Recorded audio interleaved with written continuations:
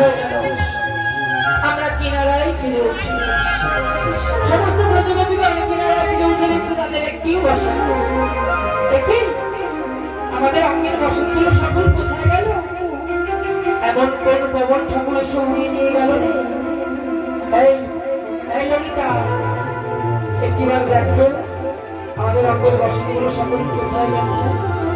আজ ললিতা চারিদিকে খুঁজতে খুঁজতে আজ রাধারানীকে বলছে, রাধে আমাদের অঙ্গের বসনগুলো কোথায় জানিস? ওই যমুনার জলের নিচে যে বসন দেখা যায়। রাধারানী বলছে, জলের নিচে আবার বসন থাকে নাকি? বলছে, না না, জলের নিচে তো বসন থাকে। শোন শোন, জলের নিচে কেমন বসন জানিস? জলের নিচে কেমন বসন জানিস? ওই যে আমাদের কানাই, যাকে আমরা সকলে